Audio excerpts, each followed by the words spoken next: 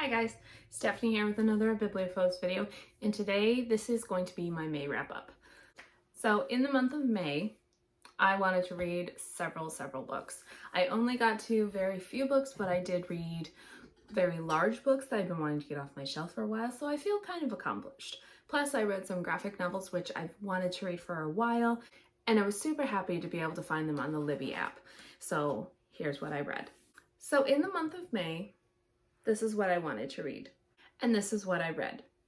Plus 3 graphic novels. The first book that I read, Outlander by Diana Gabaldon.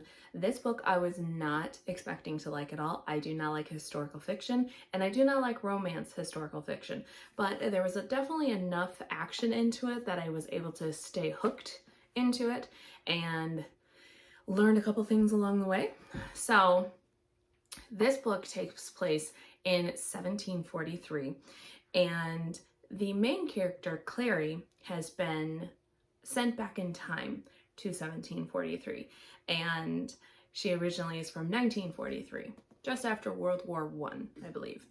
And it is about her dealing with being back in time and having to deal with the culture of that day, because she's not in England or America or anything like that. She is in Scotland and she's English, and right now the British and the Scots are fighting it out again.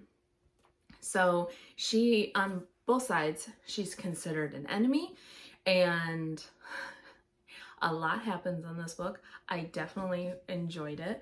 I did not expect to, so I'm very happy about that. The next 3 books that I read were actually the graphic novels. I am so happy I read these because I was just feeling bummed out from reading Outlander because there was so much going on, and there were so many times where I was like super mad at it, or just I had to walk away for a little bit, and I was starting to get into a reading slump, which I do not like doing, which obviously none of us like doing.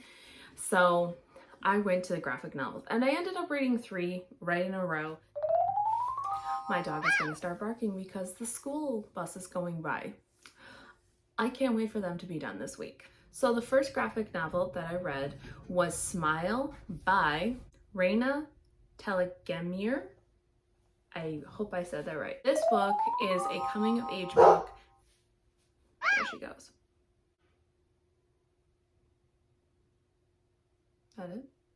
Okay. This book is a coming-of-age book, and it is about a young girl who actually knocks out her 2 front teeth, and she has to get braces and painful things going on, and she gets root canals, and I feel for her because I've had all this stuff done to me.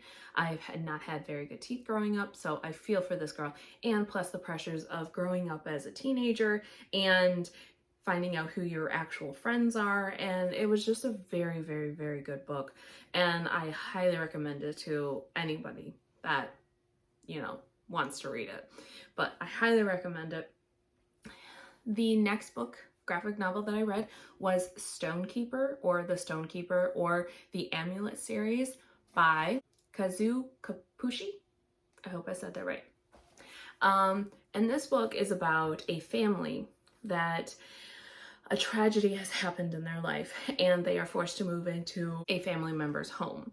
And it's this old, dilapidated house. It's honestly, I personally would love to move into it. It's just very old house, and they are fixing it up. And as they are cleaning their first night there, something happens. A monster all of a sudden takes their mom, and this amulet is revealed to the older sister. So they are obviously going after their mother, and it is about them trying to get their mother back. And you learn a bunch of stuff along the way, how the amulet works and why it chose her and not her younger brother. And it is a very good book. Again, I highly recommend it to anybody. And this series is quite long. I lost count at 5, like number 5 volume. And I definitely want to continue on with it. The story was interesting enough that I would love to continue. And the last graphic novel that I read was The Prince and the Dressmaker by Jen Wong. And this is a very different book. I was expecting something else, kind of like a Princess and a Pauper type of vibe, or The Prince and the Pauper, or whatever adaptation you want to compare it to. But it wasn't that. It was something totally different, which I was kind of impressed about that. It is about a dressmaker and a prince, and this dressmaker becomes the tailor to the prince. And I don't really want to give anything away, because that would get rid of like the whole point of the whole story. And so it was very good. I absolutely loved it. So that is it that I read of the graphic novels. And then I did end up reading or listening to an audiobook, and that was The Rescuer by Dee Henderson. And this book is the 4th book in the O'Malley series. A very, very good book. It is about a firefighter named Jack and his ex-partner or ex-teammate that was on the unit that he worked at, who had been caught in a fire. She was severely burnt. She had to go through a lot of physical therapy, a lot of skin graft surgeries, and it is about them falling in love, her accepting what she is now, and the fact that she probably will never become a firefighter ever again. And the premise of how all this kind of takes place is there is a arsonist that is going about the edge of the, I don't know what you would call it, the edge of where one fire district ends and another one begins. It's like the very edge of their district. So they have to, it takes them forever to get there because it's like at the very edge, and money is getting cut. So the districts keep getting bigger, but none more people are getting hired. So it is very difficult. But the problem that starts happening is it goes from brush fires to house fires with people in it. So he is escalating it and not getting recognized for it. So it's definitely like heart-wrenching, because if anybody has lost anything in a fire, I have never had, but if anybody has, they know like you lose everything and you have to rebuild from the start.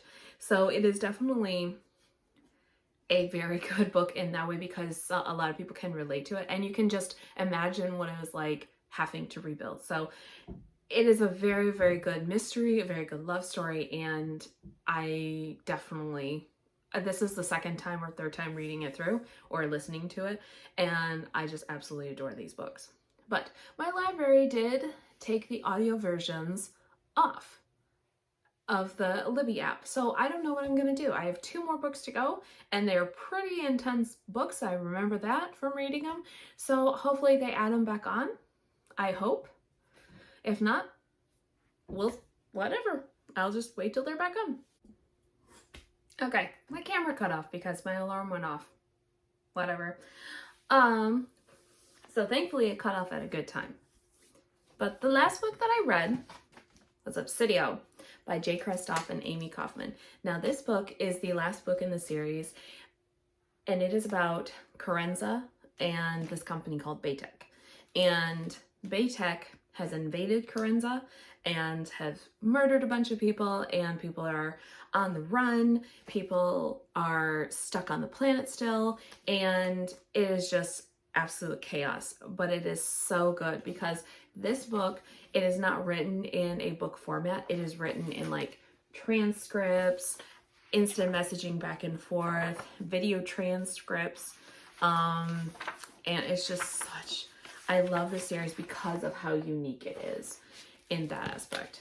And not to give anything away, but this book in particular is about our 2 main characters, Asha Grant and Reese Lindstrom. And Asha Grant is a pharmacist at the local hospital, and she's kind of had to take on many roles because of the invasion of Carenza, and she is stuck on Carenza. And Reese Lindstrom actually works for Baytech. He is one of their tech guys, and it is crazy because Asha and Reese both knew each other when they were growing up. So there's a lot of past history with them. There's a lot of drama with them, and it is a very, very good book. And it's just, it ties up all the loose ends. This is definitely the last book, and such an emotional roller coaster ride for all 3 of the books, but I absolutely adored every single one of them. So that is it, guys. That is what I read in the month of May. Let me know in the comments down below what you think of these books, and also if you have any recommendations, let me know. Otherwise, this is a Bibliophobe signing off. Bye.